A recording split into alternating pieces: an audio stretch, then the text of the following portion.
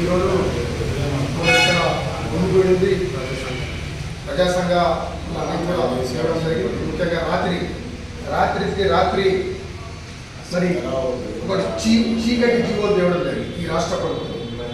ఒక GO number ఏమో 80, ఇంకోటి 80-90 రెండు జీవోలు మరి తీసుకొచ్చి ఒక 6,000 మంది మరి ఫ్యాకల్టీస్ని, అదేవిధంగా గెస్ట్ ఫ్యాకల్టీస్ని, సబ్జెక్ట్ అసిస్టెంట్ని, అవుట్సోర్సింగ్ టీచర్లని వీళ్ళందరినీ కూడా మరి ఓన్లీ ఎస్సీ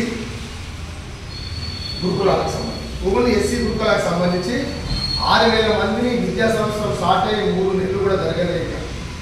మరి ఇలా 6,000 మందిని ఈ జీవో పేరు మీద తీసేస్తే ఆ 6,000 మంది ఎంతమంది విద్యార్థులు చదువు చెప్తున్నారు? ఇలా విద్యార్థుల పరిస్థితి ఈ ప్రభుత్వం జవాబు చెప్పాలి. ఒకవైపు దళితులు కలిసి చేస్తున్నాం, ఇది చేస్తున్నాం అని ఈ ప్రభుత్వం చెప్తాము. మరి ఇట్లాంటి చీకటి జీవులు తీసుకొచ్చి ఇలా 6,000 మందిని తీసేస్తే ఇలా విద్యార్థుల చదువు మరి ఇలా తల్లిదండ్రులు పరిశీలిస్తారు.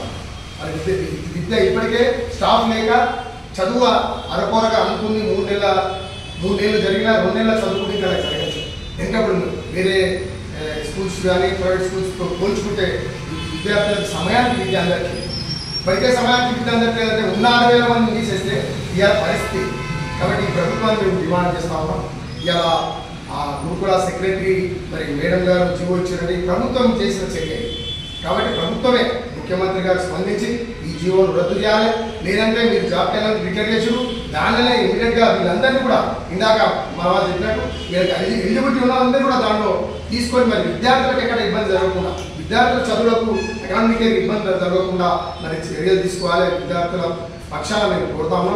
లేదంటే ఈ జీవోల పైన పెద్ద ఎత్తున రాష్ట్ర వ్యాప్తంగా ఉద్యమం తీసుకొని మరి ప్రభుత్వానికి కళ్ళు తెప్పిస్తాం. ఎందుకంటే ఒకటి భూతద్దంలాగా ఊహించి మరి అలా దళితుల పైన ఇది కూడా ఒక దాడిగానే మేము మరి పరిగణిస్తాం. ఎందుకంటే దళితులు చదువుకుంటే మరి ఎక్కడ వెళ్ళిపోతారో అని మరి ఈ ప్రభుత్వాన్ని భయం పట్టి ఇట్లా చేస్తుందని మాకు అర్థమవుతా ఉంది. కాబట్టి ఎట్టి పరిస్థితుల్లో ఈ జీవో రద్దు చేయాలి. ఈ 2 జీవోలు ఇమీడియట్గా రద్దు చేయాలి ముఖ్యమంత్రిని కోరుతా ఉన్నాం. లేదంటే పెద్ద ఎత్తున ఆందోళన చేస్తాం, తెలియజేస్తాం. జై భీమ్.